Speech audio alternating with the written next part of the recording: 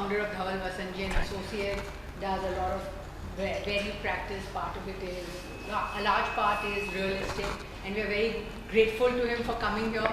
He's come here first time after his convocation as a solicitor, so we are glad that he's here with us. Thank you. Thank you. So we'll start with this session on leases. I guess everybody has a book. Let's just start with the definition of what a lease is. And if you have the book 105 of the Transfer of Property Act, a lease of immovable property is a transfer of a right to enjoy such property. So that is the first one. It is the transfer of a right to enjoy the property for a certain time, express or implied, or in perpetuity. So it could be express, implied for a certain time, or in perpetuity, in consideration of a price paid or promised, or of money, a share of crops, service, or any other thing of value to be rendered periodically or on specified occasions. So couple of things. It has to be a transfer of a right to enjoy the property. It has to be for a certain period of time or in perpetuity. The consideration has to be price which is paid periodically or on specified occasions to the transferor by the transferee. And the last and the most important, like a gift, who accepts the transfer on the terms. No acceptance of the transfer will not amount to the lease. So you see leases of properties, you will see covenants of the lessee, etc., showing that he has accepted the terms of the lease. So all five absolutely important fundamentals of what a lease is, and absent any of these being present, there may be a question as to whether what was given was a lease or not a lease at all. What I tried to do is looked up a couple of question papers to see what is being usually asked, and maybe that makes sense for us to discuss in this. You are welcome to ask questions if you think anything else. I didn't get to go through a lot of them, but I tried to pick out whatever I could best. So now that we've understood what a lease is, could we discuss what the difference between a lease and an agreement to lease is? Could anybody suggest what would be the difference if you were asked to draft an agreement to lease as against a lease? What would it be? Any? Yes, very good. Future agreement. Yes. An agreement to lease is not the actual transferring of the right. Very good. And the lease is the transferring of the right. Is the actual demise. Yes. So very good. So an agreement to lease is not an actual transfer. It will say, I hereby agree to lease to you, and when you see this, I agree to lease, agree to sell, it is only an agreement to do it. It is not a transfer of property in itself. It's not a demise. If you had to demise, what would you say? What would be the words if it was a demise? Any idea? What would you write? How would you write it? What would be the operative words? Anyone? Do hereby demise, do hereby lease, do hereby sell, it would be an actual demise. Do hereby agree to lease is not a demise, it's an agreement to lease in future. Okay. So what do you think the lease creates? The lease creates a right in rem. It's a right against the rest of the world to protect that property. It is yours. What do you think an agreement to lease does? It creates a right in person. You couldn't sue anybody else other than the intended lessor. Okay. I couldn't think of anything else as a difference between the two, but I think when these questions are asked, that's what is expected. Short, sweet, simple. Transfer of right, no transfer of right. Drafted, agreed to lease, do hereby lease. Because what we see in a lot, even the drafts which come through, not just exam papers, actual documents where people believe that these are sale deeds, just say agreed to sell. It's not a sale deed, you just agreed to sell, or agreed to lease, agreed to demise. So I think what people are looking for is fundamentals, to see that we know what we are writing. We go forward. Now that we understood what a lease is, And in order to understand this better, I am therefore running differences between different kinds of transfers. What would you think is the difference between a lease and a license? And we see lease and leave-in licenses all the time. I'm sure all of you have attended to those matters as well. Bombay City leave-in license, very popular. You may have done more of those than the leases you actually did if you were drafting a document. Let's take it. What law are we looking at for leases? What is this? Excellent. What would you look at it for license? Yes, Rent Act, one of them. So let's understand, the Rent Act is not creating the right in law. It's saying that when you have premises on rent, and yes, premises under the Rent Act, the protected tenants are what? They are lessees under Section 105. But to create a license, and yes, it says that if a license is created, it applies, doesn't apply, you have to get it registered. That's saying what your rights are after it's created. It got created under what law? Easements Act. Very good, excellent. What are the regular kind of licenses that you would see under the Easements Act? What are the most popular that you would have probably drafted? Leave it license. Yeah, other than that. Right of way. Okay. What else? Development agreements, all covered under easements. You're not drafting those under Transfer Property Act unless you do a lease coupled with a right to develop. You're drafting your development agreements under the Easements Act. It's a license. Okay, so lease covered by transfer property, easements covered by license covered by the Easements Act. What else? I mean, if you're asked to give differences, 6-7 odd points, what would you put in? One line. What do you think this created? What did we read? If you just take out 105, lease of immovable property.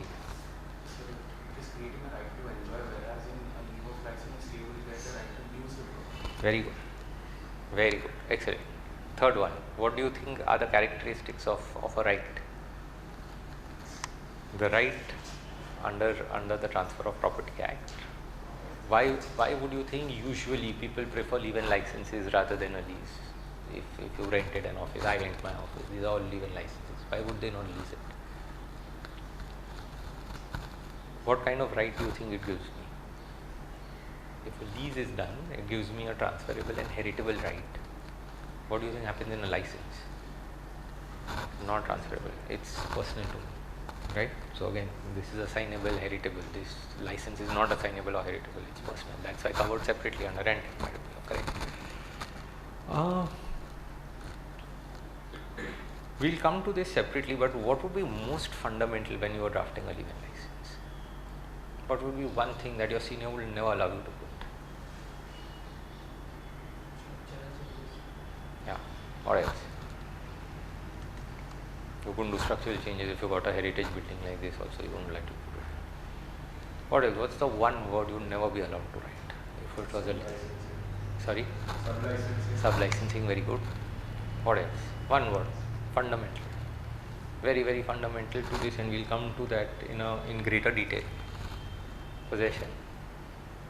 They will never let you write the word possession. A lease will cover possession, and it is a possessory right. Very, very fundamental to a lease is possession. In your license, you will always say handover charge, handover use.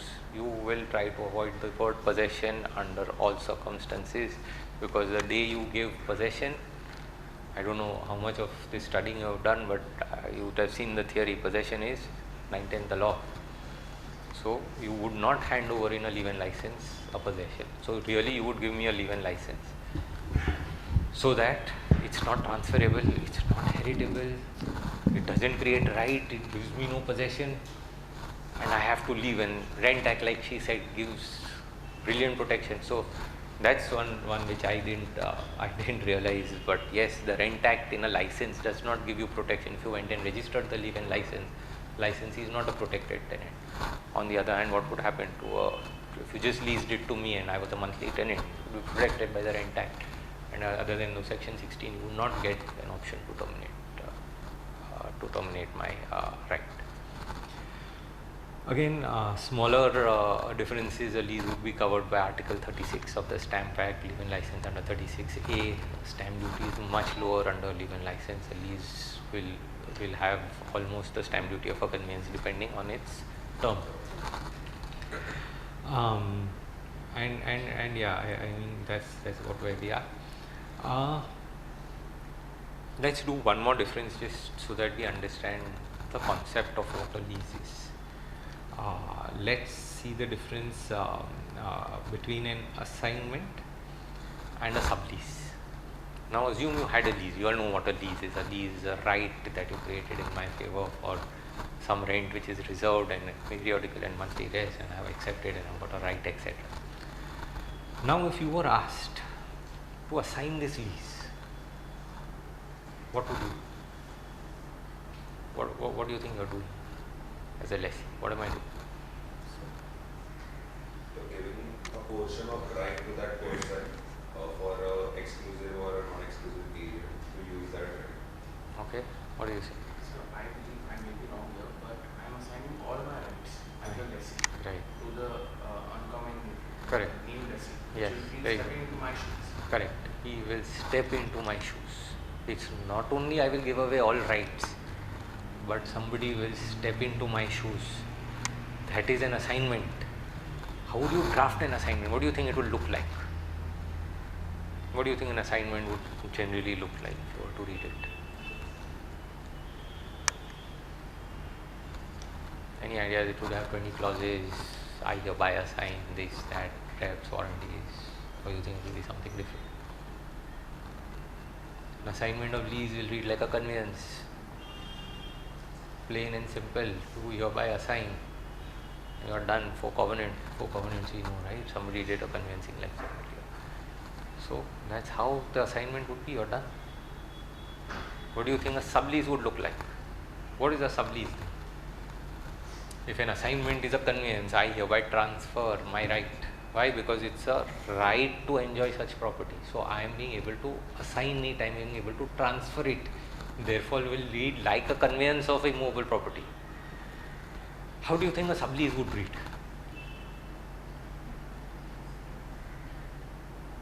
Any idea? It would read exactly like a lease.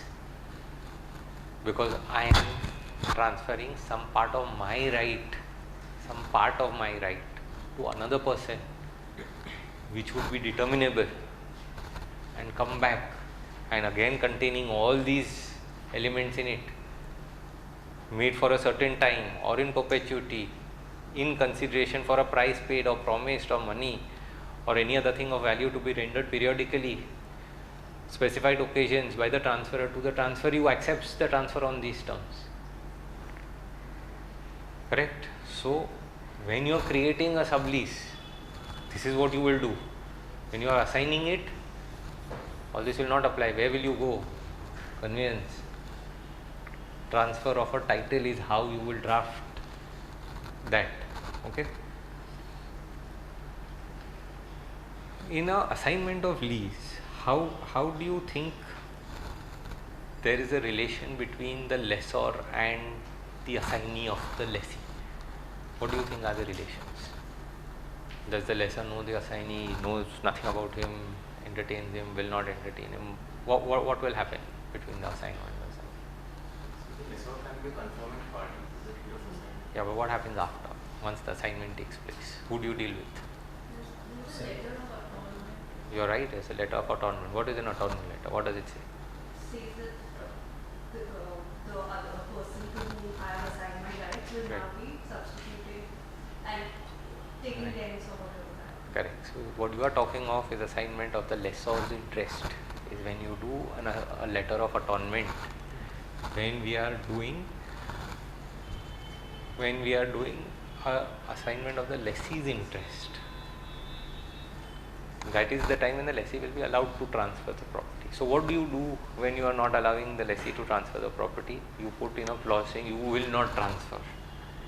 But if you allow the transfer, then you will do an assignment.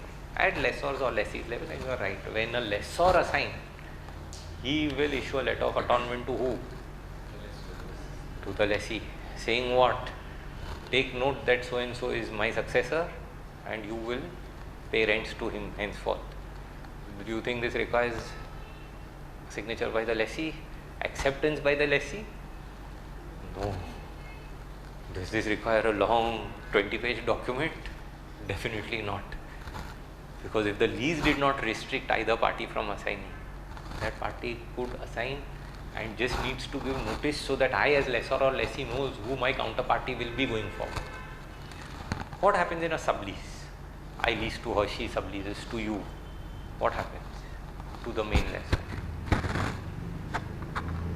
Is the sublessee, does he have any privity? No. He deals with the lessee. Lessee deals with the lessor. And therefore both these leases will read similarly, albeit the terms, but will read similarly. Okay. So I mean, to put it more legally, in an assignment of lease there would be a privity of estate and contract both, because you would have privity of the land itself and you would be a counterparty to the contract. In case of a sublease, there will be a privity of estate, may not be a privity of contract.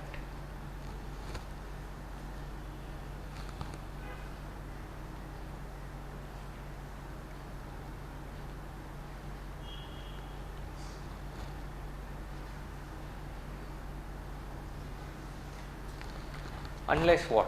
What happens if the lessee surrenders or terminates? What happens to the sublessee? Goes along with the lessee, say. The rights would be terminated. The sublessee would then become the lessee of the lessor. If the sublease was created in terms of the lease, wasn't illegal, then the sublessee would become the lessor's tenant and the lessee would go out. But it doesn't necessarily mean that just because the lessee went out, the sublessee also goes out along with it. Okay. So if very quickly we were just to see, and I will go back and forth on this book just so that it's easy to understand concepts. If we see 108J of the Transfer of Property Act,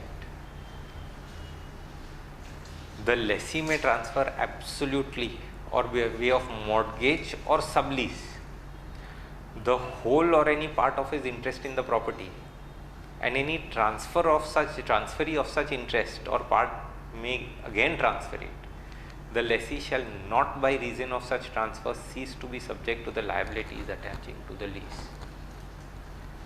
So this is the section under which you will be asked a question that can you assign or sublease, and this is this one little section which covers everything. The lessee may transfer absolutely assignment or by way of mortgage or sublease, all covered over here. Now just for a minute we will go back to the head section 108 and we need to remember this. Everything in this, or most of the sections here, start in the absence of a contract or local usage to the contrary, the lessor and the lessee of immovable property as against one another respectively possess the rights and are subject to liabilities mentioned in the rules next followed, or such of them as are applicable to the property leased. What does it mean? You could go and alter this. This is standard provision. If you do not agree to anything to the contrary, but if you were to agree to something to the contrary, this allows you to do so. So you can say, you could say that you are not allowed to transfer. If you transfer for a term which is lower, not for more than 2 years or 3 years. Do not transfer it by way of mortgage. So those are restrictions that you could have technically put in this. Anybody seen leases of BMC land? So the Bombay Municipal Corporation is one of the largest lessors in this city. So when you read a lease, and one of the older ones, the newer ones aren't as nice, but one of the older ones very clearly state what provisions of the Transfer of Property Act will not apply. and what will apply. So a lot of these leases were in perpetuity, had no restriction on transfer, especially on Worli face, the most expensive areas in the city. Of course, there's a big dispute whether BMC Act has got amended and they are trying to stop these leases from being transferred. But yeah, otherwise covered, and there is a dispute actually pending on 108J saying if you are granted a lease, how do you turn around and change the law, not allowing me to transfer it. Okay, assignment of lease and sublease. Okay, what article of the Stamp Act would you think assignment of lease is covered now that we discussed so much on assignment? So you need not know the article number. How would you stamp it? As a conveyance. Why? You are doing a transfer, either lessor or lessee's right, you are saying do hereby transfer. Do hereby transfer, what would you do? You would stamp it under Article 25 as a conveyance, right, or an assignment. Sublease, how would you stamp it? Lease. As a lease, under Article 36 is where you would go and stamp it. Very good. Now, assignment of lease, could you terminate it?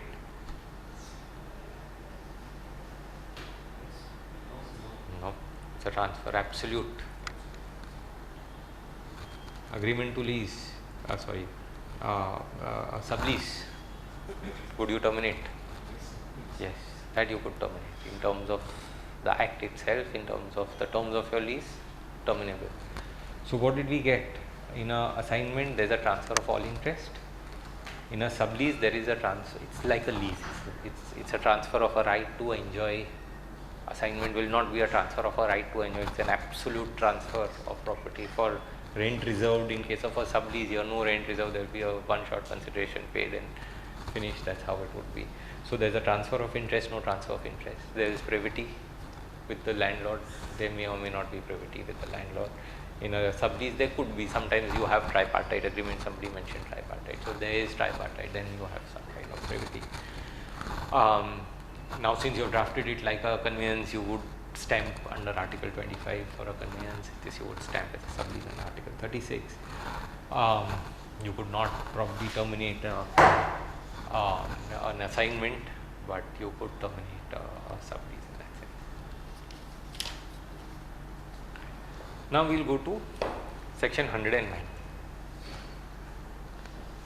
We will break this up. We will understand the lessor's interest. Lessor is the person who gave the lease. What is his interest in the property? So we will just read 109 before we come to it. If the lessor transfers the property leased or any part thereof, or any part of his interest therein, the transferee in the absence of a contract to the contrary shall possess all the rights, and if the lessee so elects, be subject to all the liabilities of the lessor as to the property or part transferred, so long as he is the owner of it. So what happens if the lessor transfers the property? Then the transferee will be subject to the rights, and if the lessee elects, subject to the liabilities. Liabilities up to the date of the transfer. After the date of the transfer, obviously, is when he takes. But yes, he could be liable for something like refunding a deposit given. If a lease deposit was given and the lessor transferred it, the lessee could ask the lessor to refund it if the transferee did not. Okay. But the lessor shall not by reason of the transfer cease to be subject to any of the liabilities imposed upon him by the lease unless the lessee elects to treat the transferee as the person liable to him. So what happens when you transfer a lease? You transfer the lease, the transferee acquires all the rights of the transferor, but unless the lessee elects, will not give up all his liabilities in the property. Why? Suppose the lessee gave me 100 crores as a lease deposit and I transferred it to a company which had no value. Would it be that the lessee has nothing to recover the money from? No. If he elects not to do it, he is still subject to, I am still subject to refund it to him. Okay. The transferee, now look at the proviso, the transferee is not entitled to arrears of rent due before the transfer, and so he is not entitled, he can't ask for past rents. And if the lessee, not having reason to believe that the transfer has been made, pays the rent to the lessor, that is the original transferor, the lessee shall not be liable to pay the rent over again to the transferee. That is why what she brought up, letters of atonement, so that this confusion does not take place. But letters of atonement born out of something like this is an absolute law. I don't need the lessee's consent to doing all this, so long as that it is in terms of the lease.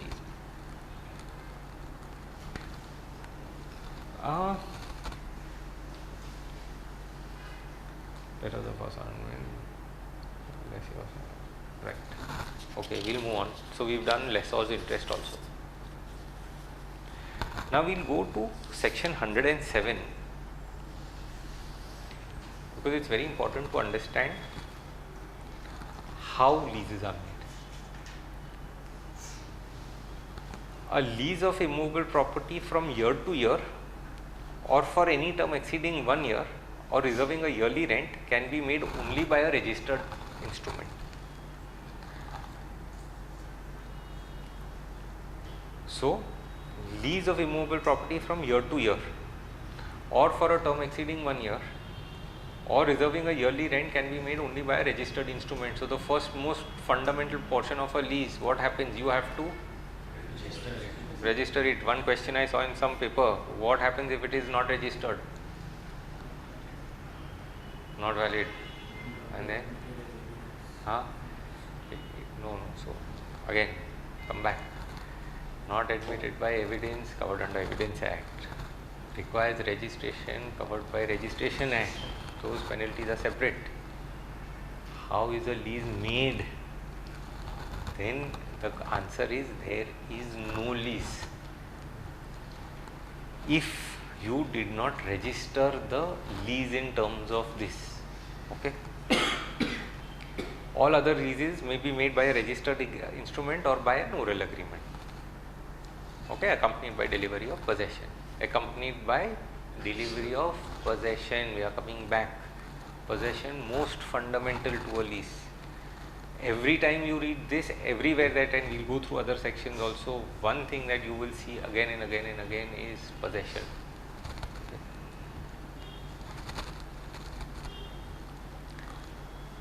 We'll make it a little bit more complex. Agreement, the lease not registered, lease executed, possession transferred under that, and that you will find in most cases. This is what you will find in practical life. Lease not registered, you will never find a lease not registered, nobody in possession will just dump the document. Lease not registered, lessee in possession. Now what happens? What do you think happened? If it is for more than 1 year, then no lease. If it is less than 1 year, then there is. What do you do with his possession? How do you interpret his possession? You are asked to give a title certificate. Not you necessarily, anybody. And anybody answers. You are asked to give a title certificate. What happens? Is the lessor receiving the rent? May or may not be. Maybe it was a rent paid upfront in advance. So a lot of leases that you will see are paid up. Unauthorized occupancy. There was a lease, it's not registered. It is not really unauthorized. Somebody told him come. It would be evidentiary value to say he came in under this document. It may not be evidence of a lease, but definitely evidence of the party giving him saying please enter. It may not be unauthorized. Possession given, what do you think? Which section would come to your mind? Can I give adverse possession? Yes, maybe at the end of 12 years you could claim possession being an adverse. What other section would come to your mind? So 53A part of it. Select 53A part performance. But what happens after the amendment? What was the amendment to 53A and the Registration Act? That the document, that unregistered document would not have effect that it was intended to have for the purposes of 53A. This you will find in section 17 of the Registration Act, which oddly goes and amends 53 of the Transfer of Property Act. But this is where you will find it, section 17. So please keep these correlations in mind. That yes, 53A pre-amendment, the person will claim that I am a lessee under section 53A in part performance. Post amendment, what he said, wait for 12 years, claim adverse possession, and that's his best case scenario. Okay, but you will find a lot of older leases also pre the amendment where people are under an unregistered lease in possession of property. Okay. But then otherwise, what would be the consequence? Post amendment, it is adverse possession. Correct. You have to wait. But if not, Yes. 12 years, after 12 Yes. years. But then in the interim, what will happen? Now what will happen? They will have to fight for the possession. They will have to, the lessor will, We will be able to. yeah, the lessor will have to claim it back, like he said. Then he is claiming as an unauthorized. If unauthorized, you will have to prove unauthorized, because he will say, look, I am relying on the unregistered lease as for collateral purposes to say that I am not unauthorized. I have been authorized under this. It's just not been registered. So lease may not have got created, but I was authorized by the lessor to enter upon. So in that case, this amendment is not giving that provision. No, the amendment says it doesn't have effect of a lease. That's where it stops. It doesn't have effect any of even an agreement to sell. If you don't register the agreement to sell and come in possession, what happens? There is a problem. It doesn't give you the protection of 53A. What is 53A? It's just a defense. It says that the lessor or the transferor cannot set up a title against you and you have the right to protect it. You fail, you can't use 53A as a defense anymore. It's only a defensive section. It doesn't create a positive right in your favor. But this amendment could have given the curable, you could have cured the.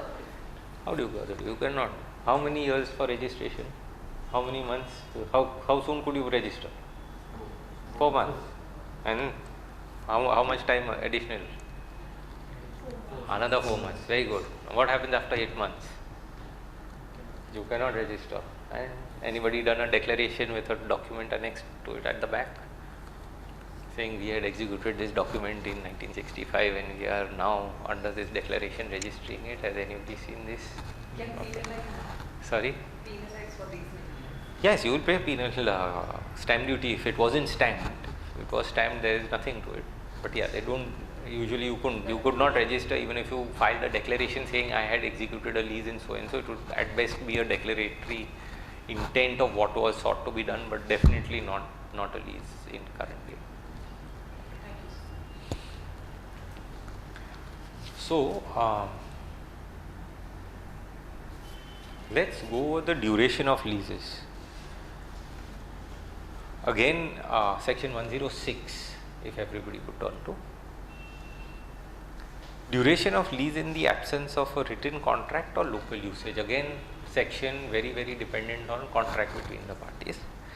In the absence of contract or local law usage to the contrary, a lease of immovable property for agriculture or manufacturing purposes shall be deemed to be a lease for year to year. So unless you agree, if you give it for agricultural manufacturing, deemed to be year to year. Terminable on the part of either the lessor or lessee by 6 months notice. Lease for any other purpose shall be deemed to be a lease for month to month, terminable by a 15-day notice. Month to month leases gives you recollection of what other law? What other law would really cover the rights of a monthly tenant? Rent Act. Where would this monthly tenant be protected? Rent Act, all law firms in this area. How many of you from law firms around here? What are these? These are monthly protected tenants, which is why they are not being allowed to evict. What would be the lease rentals? Nothing. Why? Protection under Rent Act. Creation under Transfer Property Act. Rent Act will never create a tenancy. This is what creates. That is only for protection. Okay. Okay. Then we will go briefly to section 116, since we are discussing the term of the tenancy. What happens to my yearly tenancy or monthly tenancy if I don't vacate. This is a concept called holding over. So when you ask holding over, it is when you don't vacate within the lease term. So let's just read 116 together.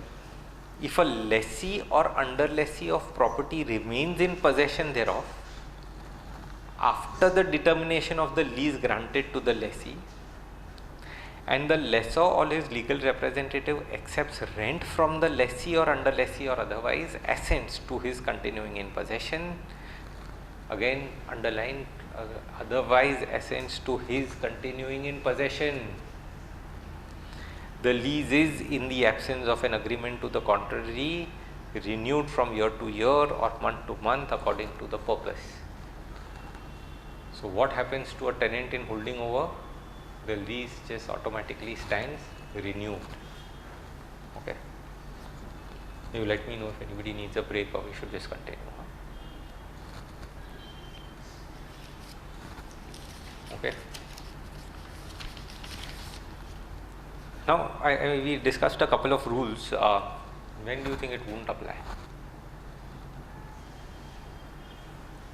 So, if you just went to 117, that the provisions of the chapter will not apply to leases granted for agricultural purposes. Okay. Again, section 117. I am just reading the plain section as it stands. Okay. Also, those of you who got this, did you just see that it covered two laws? Transfer of Property Act, you just see the along with the Government of Grants Act. Why do you think it covered the Government of Grants Act? Just small act, bung it in with this. Any idea why would they put it in with this? Government transfers not governed by Transfer Property Act. They are governed by the Government Grants Act. So when you see transfers from the government, they could be very odd documents which you can't read and figure, is this a lease, is this a conveyance, did you transfer ownership, did you not, you said sell, then you said I will take it back. So if you did leases or you did these grants, what they call government grants for power plants, I've seen most of them in power plants which have very odd provisions in it saying, look, if you don't use it for the purpose of the power plant, the government has the right to take it back. Obviously, it's a public utility. You stop using it doesn't mean the power plant will shut down, the electricity will shut down for everybody. So they will resume it, take it over. So you can't sell, you can't use it for any other purpose. So while they've sold it, they've added a bunch of conditions, and I will go through those limited sections saying, look, anything. The fundamental rule of a transfer of property is anything contrary to the grant is void. Correct? That's something you would have learned as you are studying this law, that anything contrary to your grant is void. If I said I sell and then I say I am resuming pursuant to the sale, like all of you said, once I assign it, unlikely to terminate. Right? If I try to terminate that assignment, it is contrary to the grant, and anything contrary to the basis of the grant, I say I am selling the property to you, use it only for agriculture, don't use it for anything else. The term may probably be void. I mean, anything, it's not the grant which is void, but the term is void. In a government grant, that will not apply because this act does not apply. Okay? Restricted to this, what is government is also a very long conversation. So, for example, municipal leases are not government grants, they are still governed by Transfer Property Act. So, all municipal leases which the Bombay Municipal Corporation will give you will contain detailed provisions on the way Transfer Property Act is to be read. Okay, now we come to this fundamental aspect which I have been saying, and I underlined it a couple of times. And it's very interesting that this is not fundamental even to a conveyance. I will read section 108, subclause B. It says the lessor is bound on the lessee's request to put him in possession of the property. Possession most fundamental to a lease. Of course, 108, once again I will read at the top. In the absence of a contract or local usage to the contrary, The lessor and the lessee of immovable property as against each other respectively possess the rights that are subject to the liabilities mentioned in the rules next. But what is the standard rule? Lessor is bound to put the lessee in possession. So, in a circumstance where you are told to make a lease, but you feel that possession may not be capable of being granted, you may not make a lease, because otherwise either you will fall foul of this, or you may have to contract with the lessee saying, while I am leasing, possession cannot be granted to you, or I will grant you only legal possession and I will not be able to grant you what you call juristic possession, but the physical possession may still be in favor of somebody else. Right? It can be also agreement to lease also in such cases. What happens in an agreement to lease? Like you are going to lease that particular property after a period of time. Correct. And in this particular situation also, that the possession of the property is due only after a specific period of time. So now you are the transferor, I have 100 crores lying here, and I tell you, I am ready to take it as is where is. Now will you do agreement to lease or will you do lease? Lease. Will I pay you on an agreement to lease? Why will I not pay you? Because I don't get right. Possession may still be a problem. Possession may still be a question. For example, there is a land covered by slums. You can't give possession, you are not in possession. There are slum dwellers, there are encroachers. You have to lease that land. What will you do? You lease it. Give him juristic possession, but physical possession not capable of being given. What will you do? Not accept 100 crores? Or accept the 100 and write in that I cannot give you physical because somebody else is in it. And you will be able to take his possession only with due process of law. You won't be able to beat him up and throw him out, right? Possession cannot, it's otherwise even a criminal offense, right? To snatch away possession, legal or illegal. So, 108B, once again, and as many sections as we read, possession. What does it say? 108B, the lessor is bound on the lessee's request to put him in possession. Okay. Let us read the contrary, 108Q. Let's come to the last of 108. On determination of the lease, the lessee is bound to put the lessor into possession of the property. Possession coming back. Most fundamental part of this entire document or this entire discussion that we are having is possession. If possession is not given, there is a question, did the lease provide that possession will not be given, and if it didn't, then how are these sections interplaying? Was this intended then to be a lease at all? Or was it just a license, just a charge, just a permissive use, never possession given or taken or intended to be given or taken? Okay, let's go to one more section and we'll cover all possession now. So, Yes, in that case, 108Q. yes, And overall, it states that physical possession is mandatory. yes, This is what we can read. yes. So physical possession is mandatory. Again, I will read 108. In the absence of a contract or local usage to the contrary. So like I said, I am sitting with 100 crores, you are not able to give possession. You find somebody able to take the lease. Will you do agreement to lease? And will you tell him when I give, then you give me the money? Or will you close your transaction and say that I cannot give you possession because God forbid if you didn't write that, you would be in violation of this section. And the lessee could sue you saying, you said possession, now clear those slum dwellers and put me in possession. Okay. Let's go to 111E. Determination is termination of that lease. Uses a little different term. So 111E, determination. A lease of immovable property determines by express surrender, that is to say, in case the lessee yields up his interest under the lease to the lessor by mutual agreement between them, or F, by implied surrender. What is implied surrender? I thought you thought surrender. Then express surrender is you sign a document, I am surrendering, I am accepting, returning your deposit, happy with it. Is express surrender. What is implied? Sorry? Very good, vacates the property. By the conduct. basically. By By the conduct. conduct. Therefore, what did you do? You handed over possession. Once again, fundamental to a lease in termination.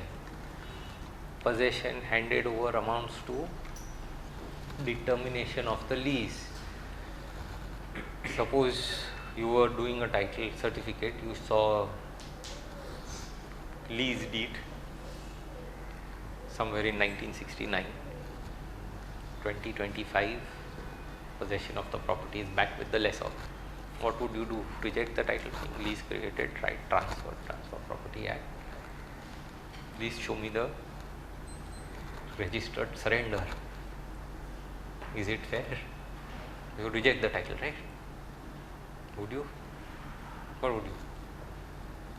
1965 lease granted. Lease given to this gentleman here.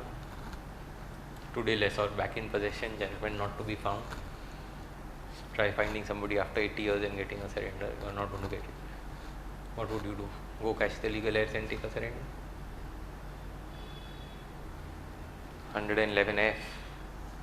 By implied surrender. What did he do? Like she said, vacated. What did he do? Handed over possession. Amounts to surrender, termination of that lease, determination of the lease.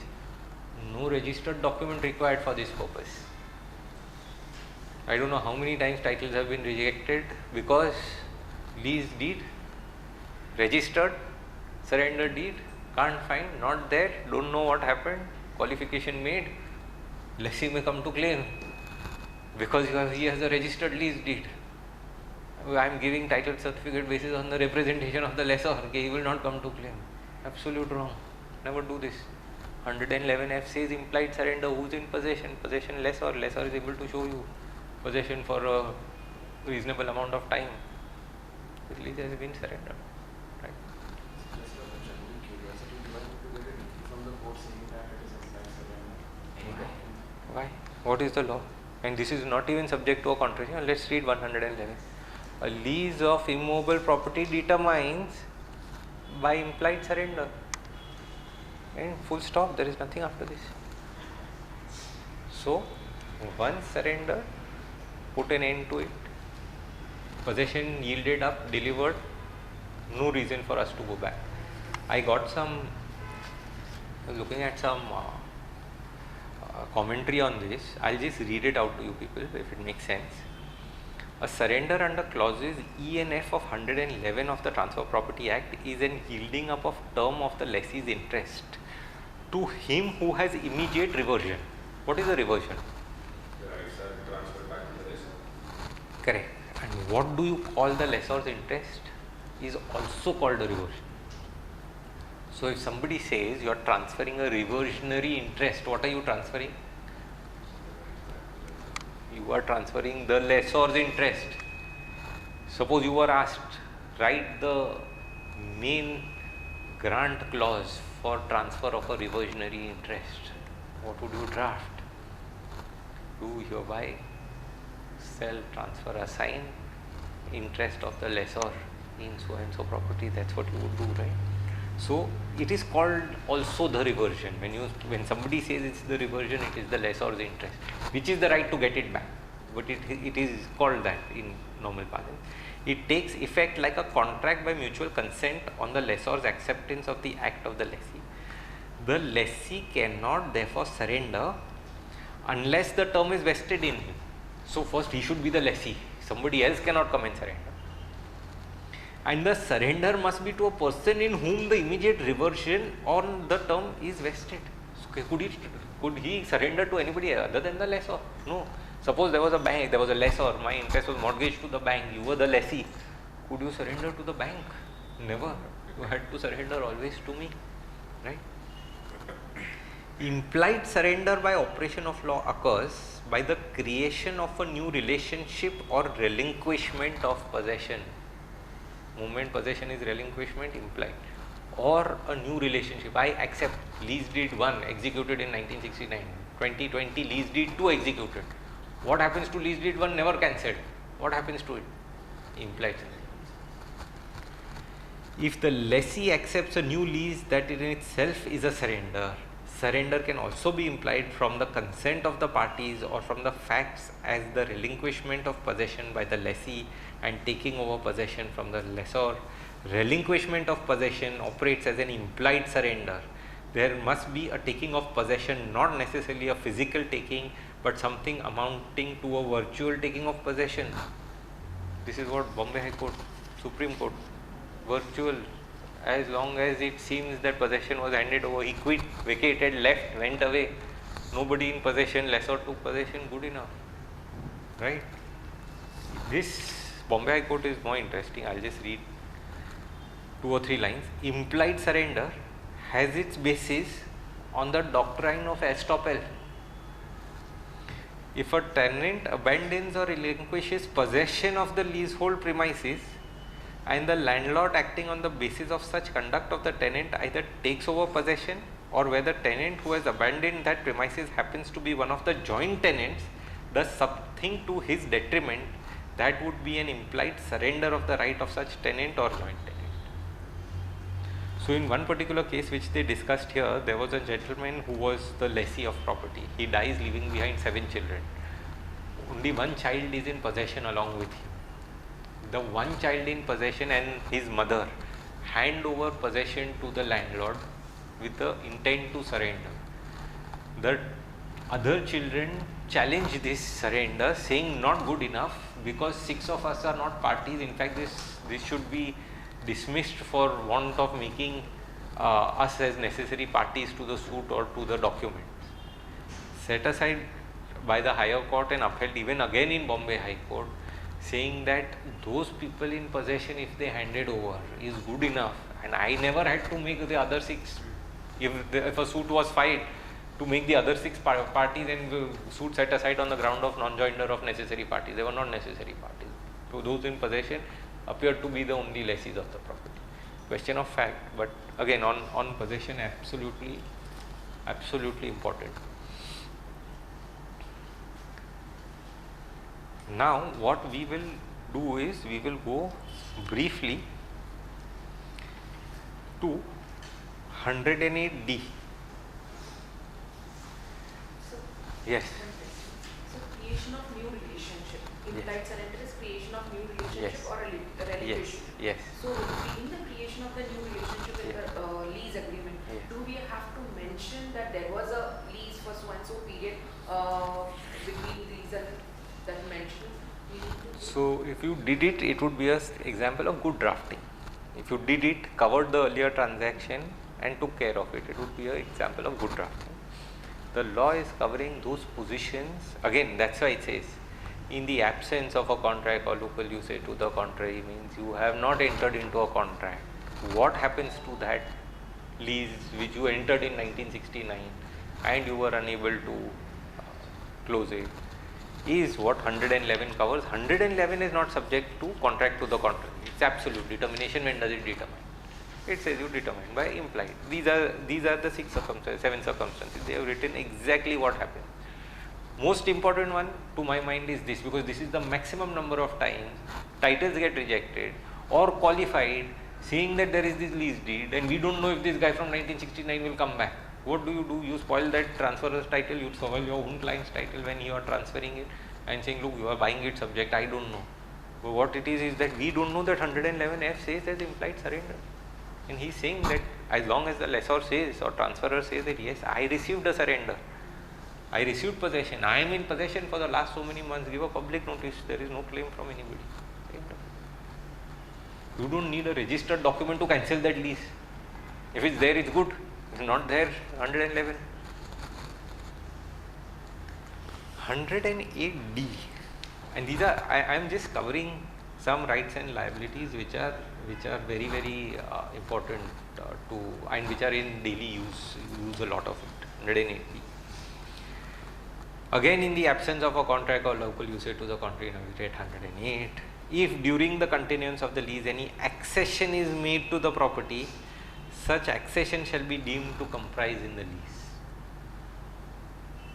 Right? So anything which grows, a tree grows on that property, everything grows, the lessor cannot re-enter. Absent the lease saying anything, all accession is deemed to comprise as and form part of that lease, continues You don't have to every time go back to the lease and say, is this written or is this not written, and therefore would he have it or not have it? 108 says.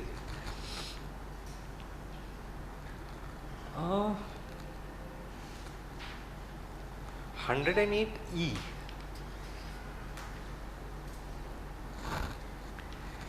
Subject to the contract to the contrary, if by fire, tempest or flood or violence of an army or mob or other irresistible force, any material part of the property be wholly destroyed or rendered substantially or permanently unfit for the purpose for which it was let, the lease shall, most important, at the option of the lessee be void. The lease shall at the option of a lessee. So assume that you were mortgaging leasehold property to a bank. You were asked to give a title report by the bank. The bank asked you, look, this is leasehold property. If it falls, what is my mortgage? What do you tell him? It's gone, bad luck. No, right? It says if by fire, so and so, who is wholly destroyed or rendered substantially or permanently unfit, even if it's wholly gone, the lease shall at the option of the lessee. So what will you tell him? That it is the option of the borrower, and he will therefore write in that mortgage that you will not at any point surrender this lease and treat it as void, because my mortgage continues. In fact, if it falls down, you will go with your own money and erect that property back. Correct? And this was actually the subject matter of a title certificate that we were doing for a client who owned a very, very popular cinema hall. I can't reveal the name of the client, but it's probably all of you have gone to it. And he had lease of only the cinema hall and not the rest of it. And that had to be mortgaged to raise a loan maybe of over 300-400 crores. Question was that if that cinema came down, what happened? If you didn't read, and lender's lawyer rejected title saying, look, this is lease, God forbid if there was a fire, and it's we've seen the cinema hall, they are subject to a lot of stress on account of the equipment that they have. It could technically catch fire. If it did and it comes down, then the lease comes to an end. And we were called upon to issue an opinion to the bank based on 108E. It says that if by so and so the lease shall at the option of the lessee be void, there is no contract to the contrary, so 180 applies. You kindly tell the lessee, who was my client, that do not treat this as void. In fact, take an undertaking from him that I will construct it back. Lessee was very happy to see it, because he was not going to treat such an expensive property as void. So yeah, I mean this is where you will need to understand the law and how it operates.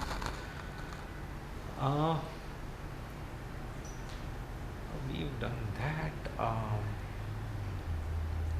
Now we'll go 1 minute. We've finished. We finished most of. Okay, let's finish 108. I'll come back to that other section. We'll go to 108O. Again, subject to the contract to the contrary. The lessee may use the property and its products as a person of ordinary prudence would use them if they were his own, but he must not use or permit to use the property for a purpose other than that for which it was leased. Pull down or damage buildings belonging to the lessor, work mines or quarries not open where the lease was granted, or commit to any other act which is destructive or permanently injurious thereto. So, if you give a lease, you could specify the use of that property. So, a lot of the municipal leases, if you see, again, municipal corporation is a large landowner in the city of Mumbai, and when the corporation gives these leases, it specifies exactly for what purpose you can use. In fact, it has a whole list of purposes for which you cannot use. You cannot use it for making alcohol, making drugs, making this, that, and a whole bunch of them they have very nicely written. and that would be contrary to the term of this lease. Okay. P. PPP starts at, these are the rights and liabilities of the lessee. So, subject to the contract to the contrary, lessee must not, without the lessor's consent, erect on the property any permanent structure except for agricultural purposes. So, again these leases, when they say, even the earlier O, when they say that he must not use the property other than for which it was leased, or pull down of damaged building or work or quarry, not open when the lease was granted. So, quarries or mines which were not open, so he cannot open anything new. In fact, the municipal leases contain detailed provisions on where gardens will be, what portions will be left open, where the otla will be, what will be left open to sky, how many square meters, for how long you will leave it open to sky. Detailed provisions are contained in leases. So, you could specify. They obviously did because they wanted a similar look for the entire city at that time, and at that time there were no development control regulations still when a lot of these leases were granted. So, all of these were controlled. So, when you see these old leases, you will find building restrictions contained in the leases itself, because development control regulations may not have been in force at that time.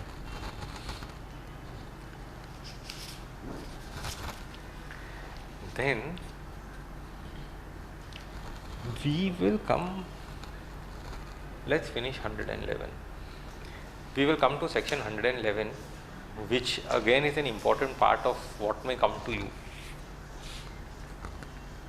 Determination of lease, which is nothing but the termination. When does the lease term come to an end? Determination of a lease, which simply and most regularly clause A, efflux of time of the lease comes to an over. Determine what happens if you don't vacate, holding over. We've seen it, it is either month to month, year to year. If you are protected tenant, Rent Act. If not, simple suit for eviction. Okay. 111B, whether time is limited conditionally on the happening of such event when the event happens. Okay. Where the interest of the lessor in the property terminates, or his power to dispose the same extends only to the happening of an event. So, if the lessor's interest terminates, the lease itself will determine. Okay. In case the interest of the lessee and the lessor in the whole of the property become vested at the same time in one person in the same right, the lease terminates. There was a matter which we were doing before the Bombay High Court. Thankfully, we weren't arguing this. There was an argument where a developer was doing a redevelopment, and therefore wanted certain tenancies to be alive, because he had to show them as rehabilitated units in order for him to get FSI under 33(7). He purchased the property. He then unfortunately purchased the tenancy, but in the same company which purchased the property. What happened? Lease terminates because the interest of the lessor and the lessee came to be vested in the same person, and where he was told by the High Court saying you could not be your own lessee, it's impossible. So express provision is here. I mean, he could have just bought it in somebody else's name, but that's not how it went. We did E and F, express surrender, implied surrender. Another one which is very important is G. That is to, by forfeiture, that is to say the lessee breaks an express condition which provides that a breach he may re-enter. So first, and G has two parts, both equally important. Third one not so much, I mean it's more regular, but the first two. First one, in case the lessee breaks an express condition and which provides that the lessor may re-enter, which means when you are drafting a lease, you will need to provide all circumstances in which you can re-enter. Otherwise, the breach will have its remedy only in damages, but not necessarily a termination and not necessarily re-entry. Number 2, in case the lessee renounces his character as such by setting up a title in a third person or by claiming title in himself. Can anybody tell me what this means? So please. first person. Yes. Sublease. Yes. What else? Claiming ownership of the land. Very good. Where the lessee says I am the owner, it will amount to setting up a title contrary to the term, and I have that as a basis for termination, not only under this, even under Rent Act. One of the clauses for termination would be that the lessee or the tenant sets up a title adverse to the title of the owner. So we, while advising the municipal corporation in one case, there was a government authority which was the lessee of the corporation, had acquired the lease pursuant to an assignment of lease by somebody else. Presently were therefore advised, you are the owner, you bought it under a conveyance. How do you draft a lease? You draft it like a deed of transfer. Or assignment of lease would be drafted like a deed of transfer. If you read it, to hereby sell, assign, transfer, what? Leasehold rights. Somebody read that to advise the lessee, you are the owner. In a suit filed, they put in a affidavit saying we are owners of the property between the lessee and the assignor and assignee. There was some dispute. Municipal corporation that time told them, you are setting up a title contrary to mine. I am the owner of property, you are the lessee. You may have acquired it by a deed of transfer, but you got transfer of only the leasehold rights of my earlier lessee. You are nothing but a lessee. So be very careful. Do not look at a conveyance or a transfer deed and assume that this is there for freehold. A transfer of lessee's interest would also look like a conveyance. So this is a transfer of lessee's interest.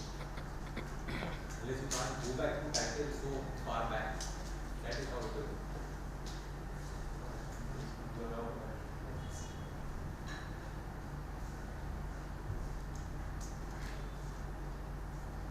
So number 2 is very important. Setting up a title contrary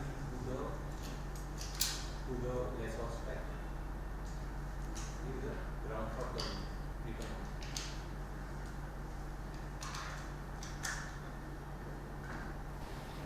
Okay, you're good? Yeah. So G again very important. One covered, he breaks an express which provides for re-entry. 2, lessee sets up a title adverse to that of the lessor. Number 3, the lessee is adjudicated insolvent and the lease provides that the lessor may re-enter on happening of the event. How many people saw that NCLT drama for Jet Airways where NCLT directed all those Jet Airways people to come back into the property when the lessor lost his property?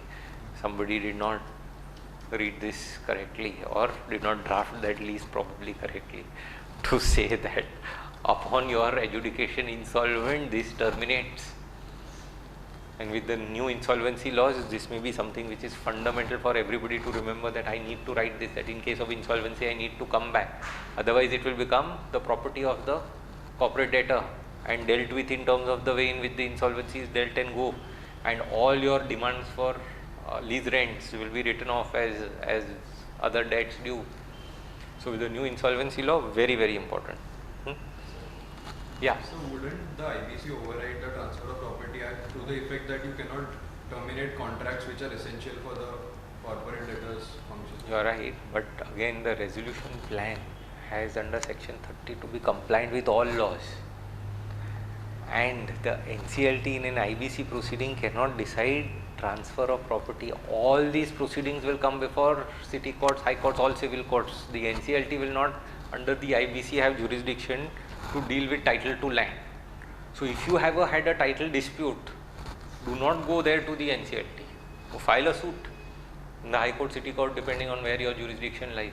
That will be your best case situation. Okay, and the last one is simpler, that on expiration of the notice to determine the lease or quit, or of intention to quit the property leased, duly given by one party to the other. So if you just give a notice, it will find out.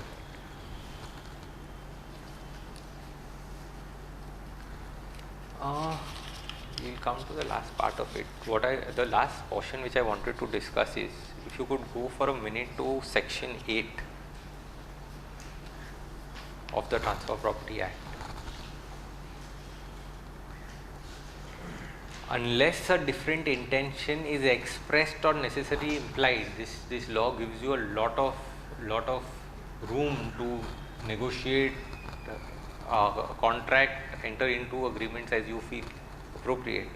A transfer of property passes forthwith to the transferee all interests which the transferor is capable of passing in the property and in the legal incidents thereof. Unless the contract to the contrary, it will pass everything.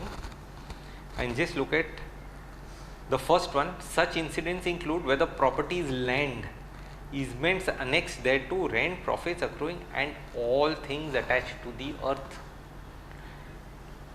Why this is there and why I am discussing this is, you could be in position where you could be the lessee of land but the owner of building.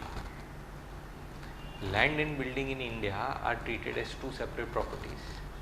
By virtue of this section 8, it says that you could contract to the contrary. And I don't know how many of you have seen leases of MHADA. The Housing Development Board, when it grants leases, it gives lease of the land but conveys the building. It makes you owner of the building. Municipal corporation gives you lease of the land and the building as well. You are a lessee of that building. All those fancy buildings on policy face, lease of the land and lessee of building. All the MHADA layouts, lease of the land, owner of building. So you need not presume every time that you have a lease of the land that you are lessee of the building, or that you are the owner, or you are the owner of the land and therefore you may be the owner of the building. It can be different at all times. So when you are giving your titles, you will have to be very clear you are giving title to land or building or both or what. Because land is easier to give. You have property cards of this, you have that. The building, you don't know if the building is there unless you go and see it and some architect determines that yes, this building stands on this exact land over here. I think that's about where we are with this lecture. Is there anything that yes? If you could just tell them when you get drafting of leases, Yes. if you can tell them what is the structure of the lease draft. Sure. So, structure of the draft of the lease, and like Farzana said, we could go through briefly. Let's see how many things will be there in a lease when you draft it. First and most fundamental, the grant. The grant in terms of section 105, transfer of a right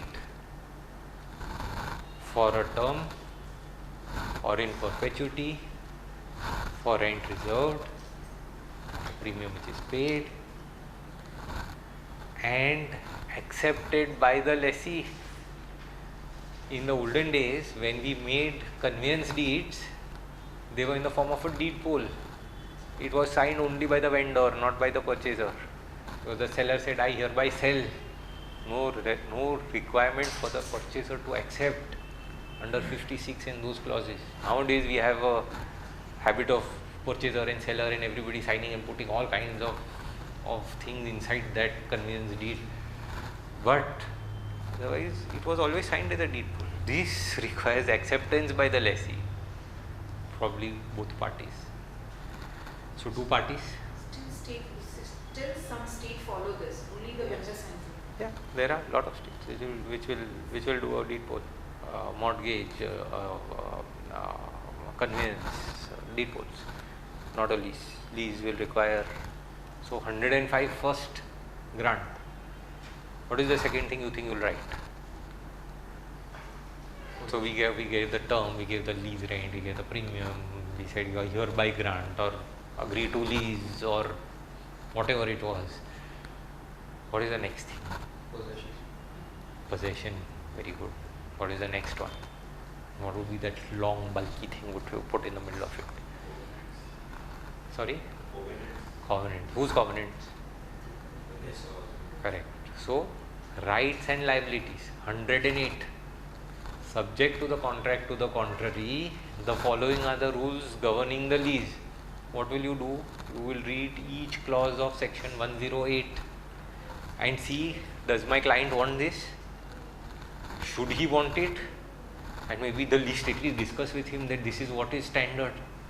would we want to change this, or are you happy with it? Right? After that, what? Very good. Determination of the lease. Determination of the lease, most importantly in cases of what would be the most obvious thing that you would write? Force majeure. No, force majeure protects him. Insolvency. If you become insolvent, this comes to an end. Does it not become the property of the corporate debtor to be determined? Right?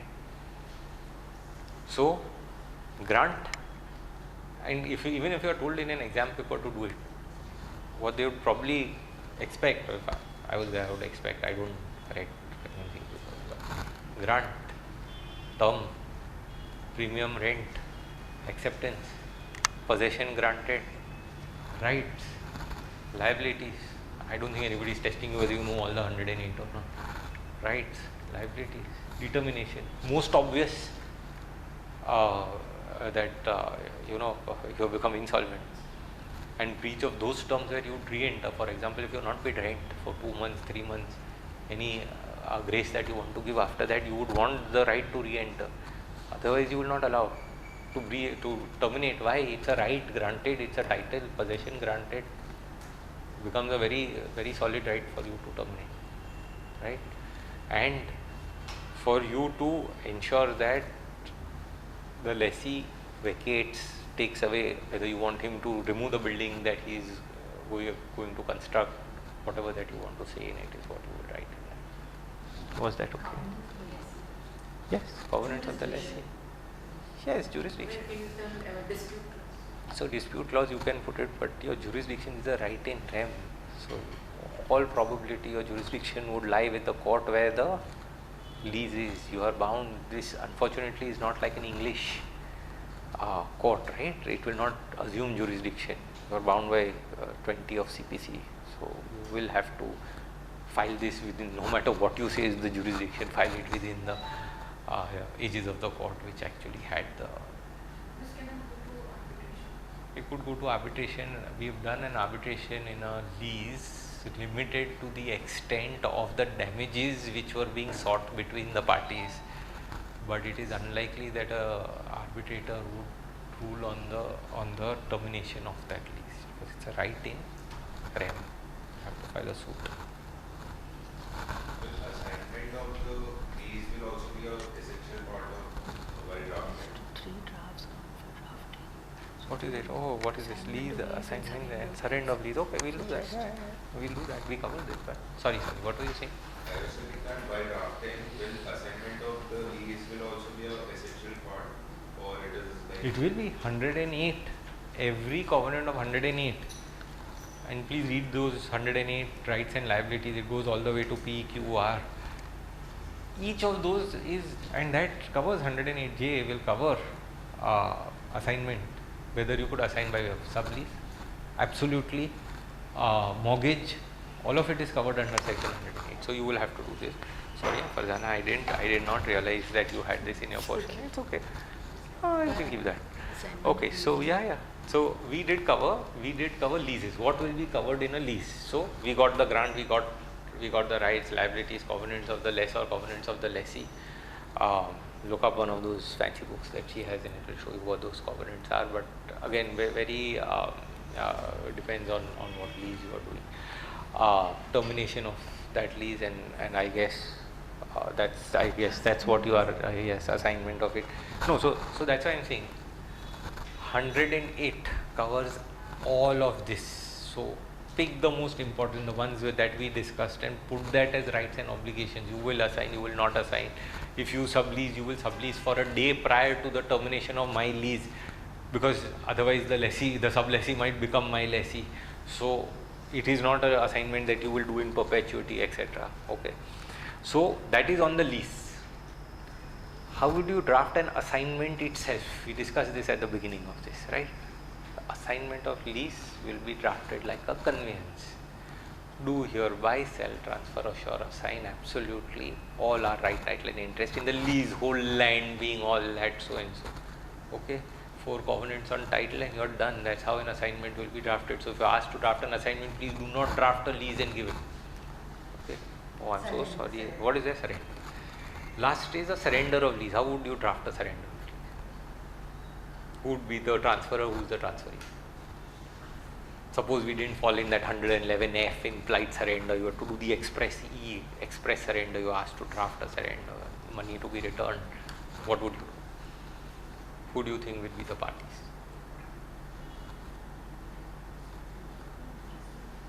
Very, very important. Parties, when they are testing you on this, first thing they will want to know who is the party. Transferor would be the lessee. Transferee will be the lessor. And what will the surrender say? Do hereby surrender, vacate, hand over of the possession of the property with the intent to put an end to the lease. And what else? Neither party has any claim against the other, so that there is no future dispute after you surrender, saying, oh, 1 minute, but you owed me $100 and I owed you this, and let's settle account. That's how the surrender would be drafted. Right, Fazana, anything else? Is that good for you? Tips about answering papers. I hope these tips are even with the examiners, because I don't do it. But being a professional exam, I would recommend, and that's the way I would deal with it, is to be very precise on the question which is being asked. Please answer the precise question which is being asked. If the question asked is draft only the grant clause in an assignment, just draft the grant clause in an assignment. They want to know, do you know the words do, hereby, sell, transfer, assign, all are right, title and interest, or sell, transfer, assign the leasehold property being bearing CTS number so and so, at measuring so and so square meters. All that the examiner is looking to see. Is that what you know, or is that what you don't know? Don't fill up pages. These are not papers where the examiner, since it's a peer review exam, the examiners don't really have time like a SSC board corrector who's just looking for volumes and pages.